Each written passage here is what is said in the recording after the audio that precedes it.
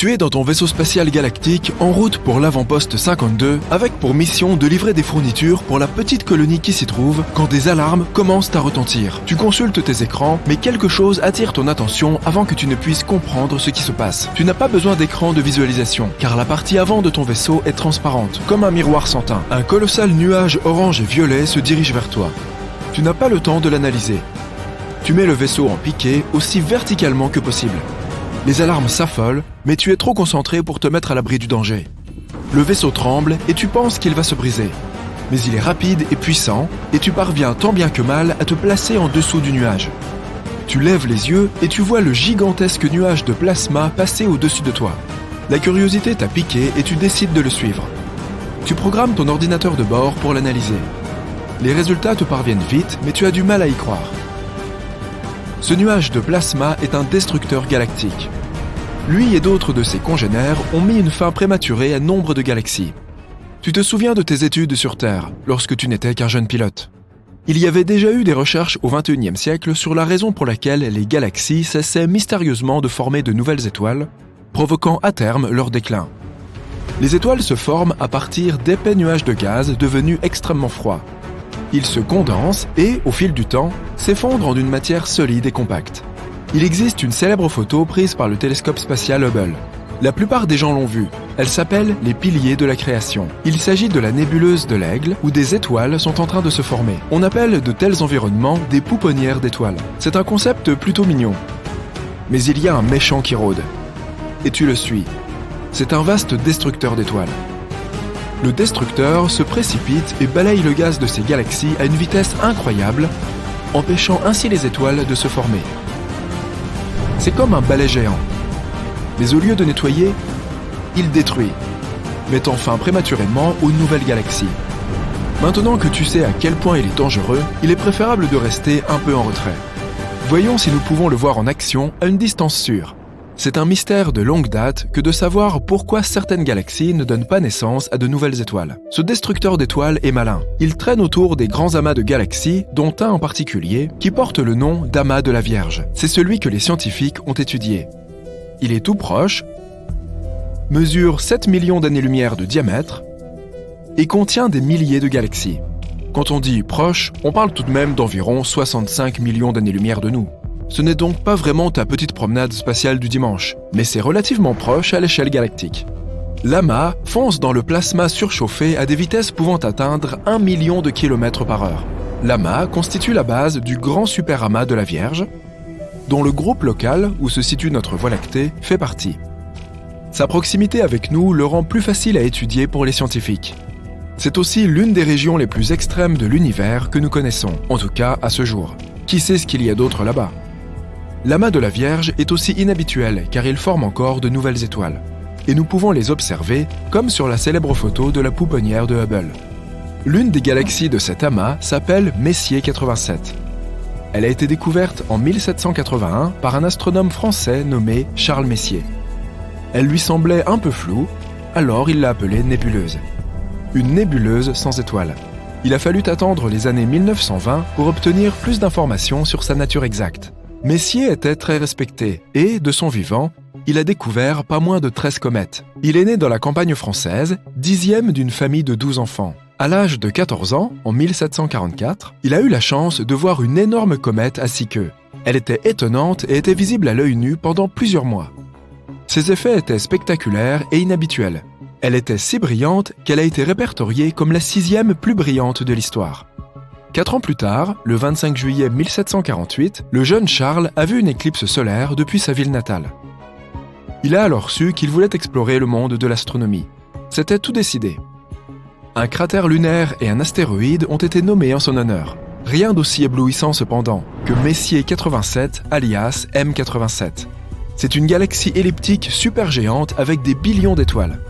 C'est la 2e galaxie la plus brillante de l'amas septentrional de la Vierge, ce qui la rend populaire auprès des astronomes professionnels et amateurs. Les galaxies elliptiques sont constituées d'étoiles plus anciennes et de faible masse, avec une activité de formation d'étoiles minimale. Elles sont entourées d'un grand nombre d'amas globulaires. Elles représentent environ 10 à 15% du superamas de la Vierge.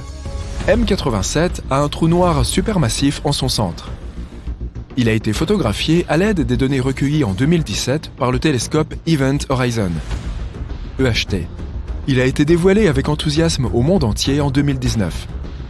En mars 2021, l'équipe de l'EHT a révélé pour la première fois une image polarisée du trou noir. C'était un événement très excitant. C'était la première fois qu'un trou noir était capturé. Tout cela a été rendu possible grâce au télescope Event Horizon, qui est en fait constitué de nombreux radio-observatoires et radiotélescopes du monde entier, travaillant tous ensemble pour produire un télescope très sensible et à haute résolution. Un autre réseau de télescopes, situé au Chili, s'appelle le Grand Réseau d'antennes millimétriques submillimétriques de l'Atacama, ALMA. Ils ont capturé des images haute résolution des 51 galaxies importantes de l'amas de la Vierge. C'est en partie grâce à cela que nous savons ce que nous savons. M87 et d'autres galaxies ne semblent pas faire grand-chose à l'œil nu. En fait, au cours d'une vie humaine, elles bougent à peine. Pourtant, elles sont composées de gaz, de poussière et d'autres objets et se déplacent dans l'espace à grande vitesse. Elles se déplacent lorsqu'elles sont affectées par la gravité d'autres galaxies ou par la matière noire, une entité mystérieuse qui est 5 fois plus répandue que la matière ordinaire.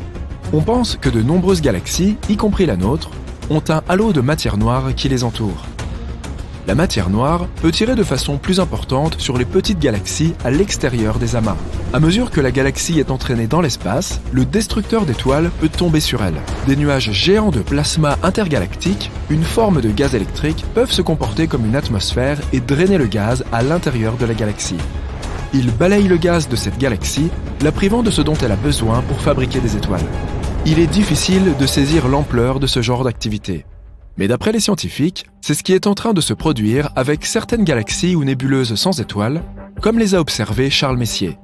Maintenant, garons notre vaisseau spatial ici et regardons cette chose en action. Ce que nous avons appelé destruction d'étoiles est aussi connu sous le nom de décapage de gaz. C'est l'un des événements extérieurs les plus spectaculaires et les plus violents de l'espace. Un scientifique du Conseil national de recherche du Canada a affirmé que les galaxies se déplaçaient si vite dans le plasma chaud de l'amas qu'une quantité de gaz moléculaire froid était arrachée de la galaxie. C'est comme si le gaz était balayé par une gigantesque souffleuse industrielle cosmique. Ce n'est pas le genre de décapage que nous souhaiterions voir se produire dans notre galaxie. Mais là, tu l'observes en pleine action. Tu es impressionné, mais tout aussi respectueux de sa puissance.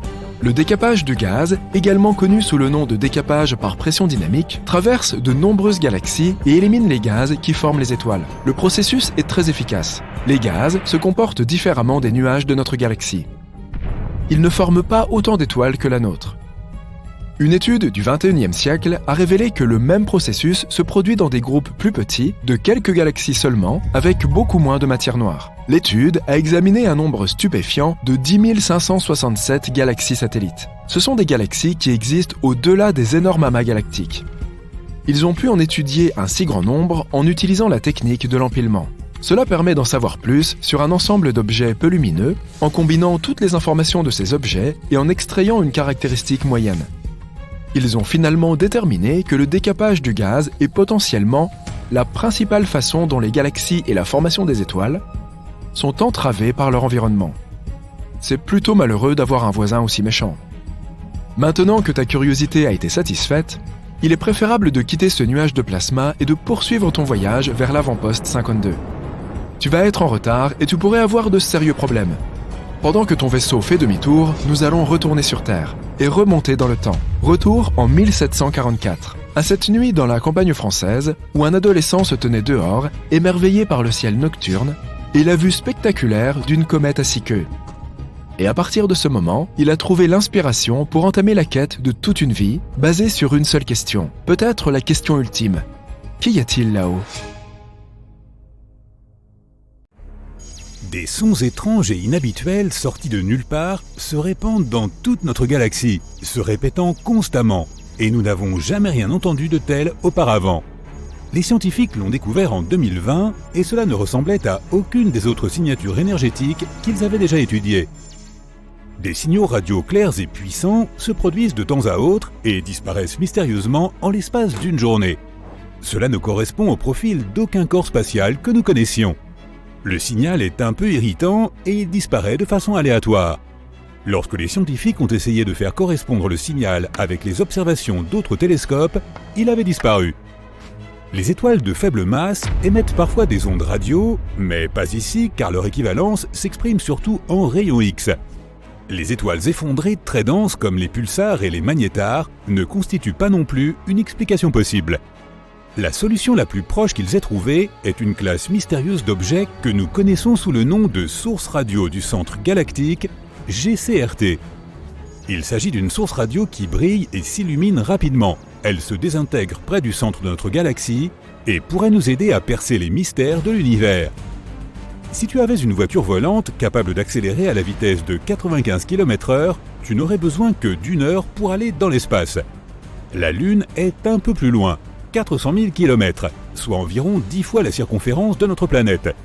Cela signifie qu'un voyage sur la Lune reviendrait à faire le tour du globe 10 fois de suite, ce qui prendrait moins de 6 mois. Un voyage vers Pluton prendrait plus de 800 ans.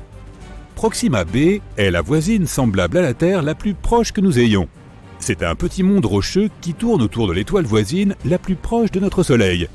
Elle tourne autour de la zone habitable de son astre, une zone suffisamment éloignée de toute autre étoile pour que les conditions y soient modérées. Ni trop froide, ni trop chaude, et pour que l'eau liquide puisse exister, du moins hypothétiquement. Si tu essayais de te rendre sur Proxima b à une vitesse de 40 200 km/h, ce qui est la vitesse des fusées lunaires Apollo, il te faudrait plus de 112 000 ans pour y arriver, et tu ne pourras peut-être pas respirer là-bas. Personne ne sait si Proxima b possède une atmosphère.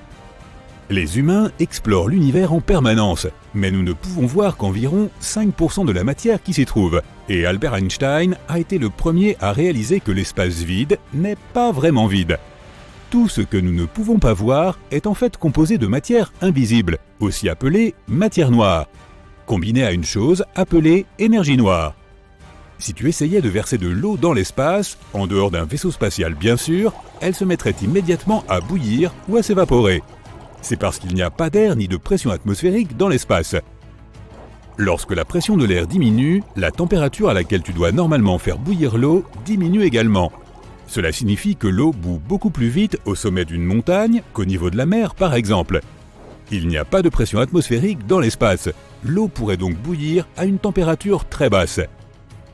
Les scientifiques pensent qu'il y a au moins 2 milliards de galaxies dans l'espace. Nous ne connaissons pas le nombre réel et nous ne le connaîtrons probablement jamais, mais ils ont essayé de le calculer par extrapolation en comptant le nombre de galaxies que nous pouvons voir dans une zone assez petite et restreinte du ciel. On pourrait croire que l'univers est parsemé d'étoiles et de quelques planètes ici et là, mais notre galaxie natale compte au moins 100 milliards de planètes. Si tu remplis un ballon d'hélium et que tu le lâches, tu remarqueras qu'il volera très haut. Il montera dans l'atmosphère, mais n'ira pas dans l'espace. Plus il monte, plus l'air de notre atmosphère se raréfie. Ton ballon s'élèvera jusqu'au point où l'atmosphère qui l'entoure a le même poids que l'hélium qu'il contient. Cela se produira à une hauteur d'environ 32 km au-dessus de la surface terrestre. C'est donc l'altitude maximum qu'un ballon à l'hélium puisse atteindre. Nous ne savons pas vraiment quelle est la taille de l'univers, nous ne pouvons pas voir ses bords et nous ne savons même pas s'il a un bord.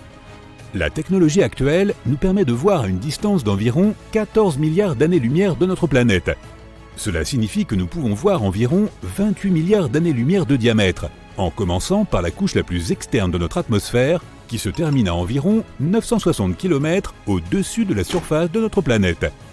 Quoi qu'il en soit, la taille de l'univers change constamment et s'agrandit avec le temps.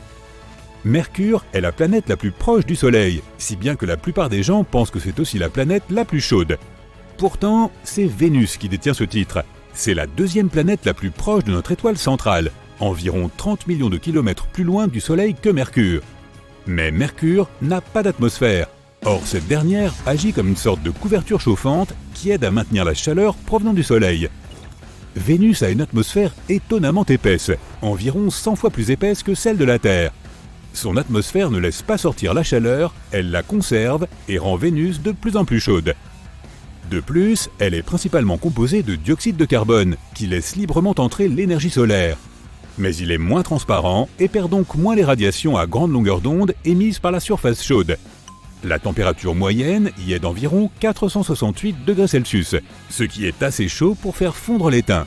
La température maximale sur sa voisine Mercure est de 427 degrés Celsius. Dans environ 2 milliards d'années ou plus, il fera bien trop chaud pour que la vie puisse exister sur notre précieuse planète. Au fil des centaines de millions d'années à venir, notre Soleil continuera à être de plus en plus chaud et brillant. Finalement, les températures seront si élevées que nos vastes océans seront évaporés. Comme ils produisent 70% de l'oxygène dont nous avons besoin pour survivre, il n'y aura pas de vie sans eux. Tout cela signifie que notre planète deviendra tout simplement un vaste désert, un peu comme les Mars aujourd'hui. Pluton, anciennement considéré comme une planète très éloignée, est aujourd'hui requalifié de planète naine à un plus petit diamètre que la largeur des États-Unis. La plus grande distance du Maine à la Californie du Nord est d'environ 4700 km, alors que le diamètre de Pluton n'est que de 2371 km. Pluton est très loin, mais le bord de notre système solaire est 1000 fois plus éloigné que cette planète naine.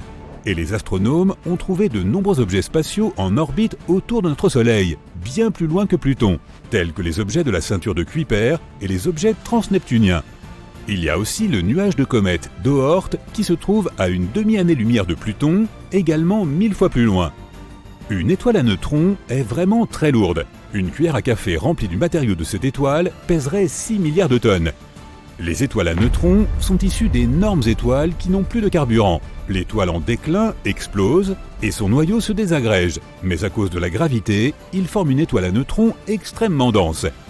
Ces étoiles ont généralement une masse allant jusqu'à 3 soleils, mais leur rayon est d'environ 10 km, ce qui en fait l'un des objets les plus denses de notre univers, du moins à notre connaissance. L'univers a une couleur et il s'agit d'une sorte de beige ou latte cosmique. Il a aussi sa propre odeur qui rappelle le steak grillé ou le métal chaud. Du moins, c'est ce qu'ont dit les astronautes qui ont flotté dans l'espace. Si tu veux construire une combinaison spatiale, prépare-toi à travailler très dur. Il faut 5000 heures pour en fabriquer une, et elle te coûtera $1 million. Une très bonne combinaison aura 11 couches de matériaux et pèsera environ 50 kg. Et il faut qu'elle soit confortable. Tu auras besoin de plus d'espace à l'intérieur, car tu grandis de 5 cm dans l'espace. Quand tu flottes dans l'espace, la gravité de la Terre n'a pas d'impact sur toi. C'est pourquoi les vertèbres de ta colonne vertébrale peuvent se dilater et se détendre un peu. Ce qui signifie que tu seras peut-être 3% plus grand. Pour une personne d'1,80 m, cela représente environ 5 cm supplémentaires. Ne t'inquiète pas, ce n'est pas permanent. Dès que tu redescendras sur Terre, tu retrouveras ta taille normale en quelques mois.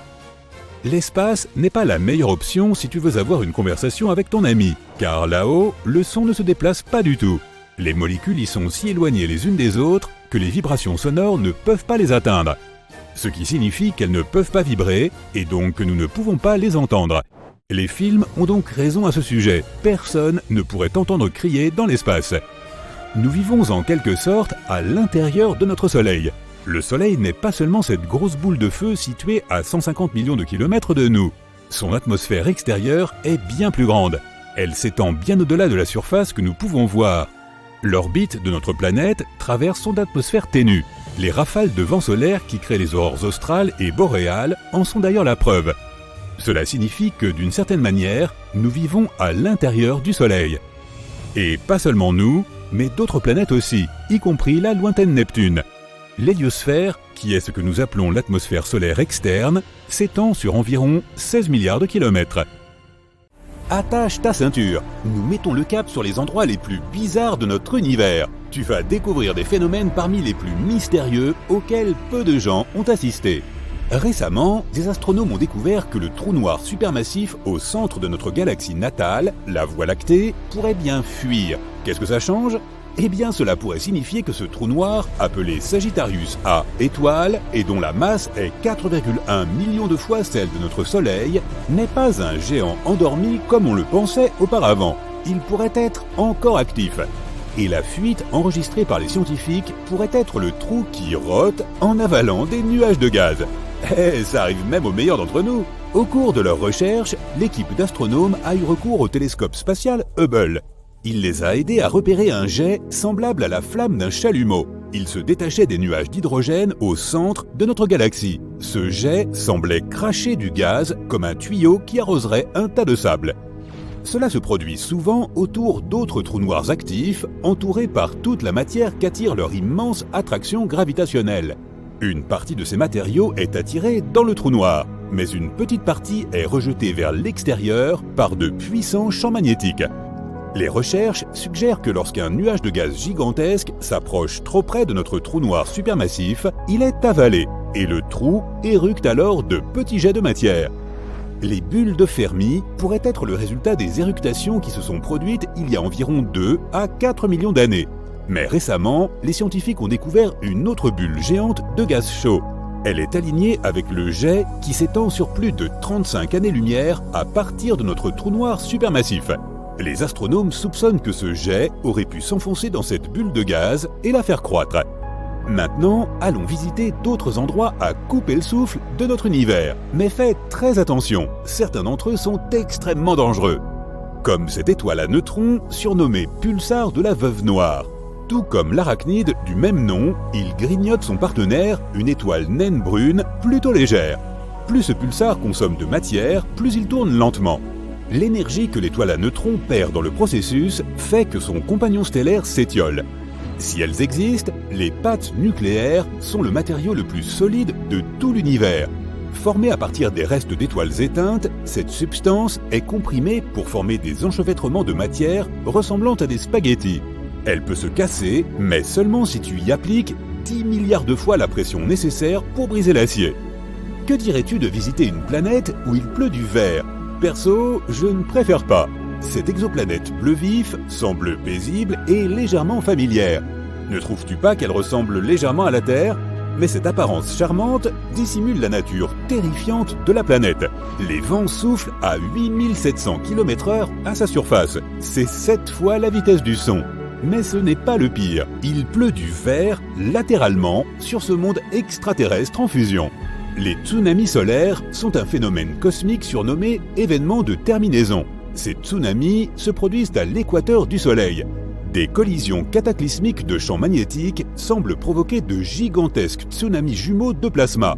Ces tsunamis déchirent la surface de l'étoile, se déplaçant à une vitesse de 300 mètres par seconde. Ils peuvent durer des semaines d'affilée et se produisent toutes les décennies environ. Regarde ce corps spatial. Son surnom est l'Hyperion électrique. Ce satellite de Saturne est l'une des lunes au look le plus bizarre du système solaire. Mais son apparence n'est pas la chose la plus étrange. Cette roche, semblable à de la pierre ponce et constellée d'innombrables cratères, est aussi chargée d'électricité statique et elle se répand dans l'espace. Regarde ça, une planète errante avec des aurores. Perdues dans l'espace et dérivant à travers les galaxies, les planètes errantes ont autrefois été projetées loin de leur étoile mère. Mais l'une d'entre elles, à 200 années-lumière de la Terre, est différente des autres. C'est un objet de la taille d'une planète, mais avec un champ magnétique 200 fois plus puissant que celui de Jupiter. Ce champ est si puissant qu'il génère des aurores scintillantes dans l'atmosphère de la planète. Reste loin des trous noirs. Est-il nécessaire de le rappeler ?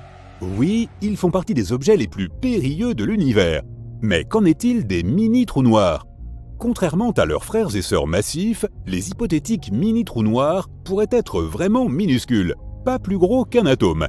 Mais même ainsi, un seul de ces objets minuscules aurait la masse d'1 millier de voitures. Une théorie prétend que des tonnes de micro-trous noirs auraient pu être créés juste après le Big Bang et le début de l'univers. Certains scientifiques vont même jusqu'à affirmer que quelques mini-trous noirs traversent notre planète chaque jour. Ah, je parie que tu vas aimer notre prochain arrêt, une planète de glace brûlante. La lointaine exoplanète Gliese 436b, d'une taille comparable à celle de Neptune, est un paradoxe. Elle est faite de glace chaude. La planète effectue une orbite complète autour de la naine rouge Gliese 436 en seulement 2 jours. Cela signifie qu'elle voyage remarquablement près de son étoile mère. C'est peut-être la raison pour laquelle les températures de la planète descendent rarement en dessous de 430 degrés Celsius. Mais la chose la plus étrange, la planète abrite d'énormes volumes de glace d'eau, connus sous le nom de glace X, qui restent solides malgré les températures étouffantes. Si tu aimes les bijoux, ce prochain monde est fait pour toi, une planète de diamants. À environ 4000 années-lumière de la Terre, il existe une planète qui pourrait bien être qu'un énorme diamant. La planète est plus dense que toutes les autres découvertes jusqu'à présent et se compose principalement de carbone. Elle est si dense que les astronomes pensent que ce carbone pourrait être cristallin, et cela pourrait signifier qu'au moins une partie de la planète est faite de diamants. Des lunes en orbite autour d'autres lunes pourraient bien exister, ou pas. Les astronomes ne sont pas encore d'accord sur ce point. Les planètes orbitent autour des étoiles et les lunes orbitent autour des planètes. Mais alors, pourquoi ne peut-il pas y avoir des lunes de lune, également connues sous le nom de sous-satellites, sous-lunes ou lunettes? Les chercheurs affirment que les sous-lunes pourraient bien exister. Mais la Lune haute doit être suffisamment massive, la sous-Lune suffisamment petite, et il doit y avoir une vaste distance entre ces lunes et la planète haute. Maintenant, nous t'emmenons dans la galaxie des fossiles cosmiques. DGSAT-1 est aussi grande que la Voie lactée, mais elle semble presque invisible car ses étoiles sont réparties de façon incroyablement éparse. Mais ce qui rend cette galaxie unique, c'est qu'elle trône absolument seule, contrairement aux autres galaxies de ce type. Celle-ci se trouve généralement dans des amas galactiques. Cela pourrait signifier que DGSAT-1 s'est formé à une époque différente, probablement 1 milliard d'années à peine après le Big Bang. Et si c'était vrai, cette galaxie serait un véritable fossile cosmique. Maintenant, tu ne pourras pas tellement admirer le prochain phénomène spatial, et cela parce que les gens ne peuvent pas percevoir la lumière infrarouge. Or, le phénomène dont nous parlons est un flux infrarouge provenant de l'espace. Les étoiles à neutrons sont les noyaux effondrés ultra denses d'étoiles géantes. Elles émettent généralement des rayons X ou des ondes radio. Mais en 2018, des astronomes y ont découvert un étrange flux de lumière infrarouge. Il semblait provenir d'une étoile à neutrons située à 800 années-lumière de notre planète. Ce signal a probablement été généré par un disque de poussière entourant l'étoile, mais cette théorie n'a pas encore été démontrée. Derrière l'orbite de Neptune se trouve la mystérieuse ceinture de Kuiper remplie d'immenses objets glacés. Mais le plus curieux dans cette formation spatiale, c'est que les scientifiques ne parviennent pas à expliquer son mouvement. La seule explication qu'ils possèdent est que Neptune pourrait cacher à notre vue une planète gigantesque. Cette planète hypothétique a déjà reçu le nom de planète 9 et il ne nous reste plus qu'à attendre que son existence soit confirmée, ou pas. Rendons maintenant visite à notre étoile. Mais nous devons faire attention à ne pas nous approcher de trop près, car l'atmosphère du Soleil est plus chaude que la surface de l'étoile même. Alors qu'à la surface, les températures atteignent 5500 degrés Celsius, la haute atmosphère se réchauffe à des millions de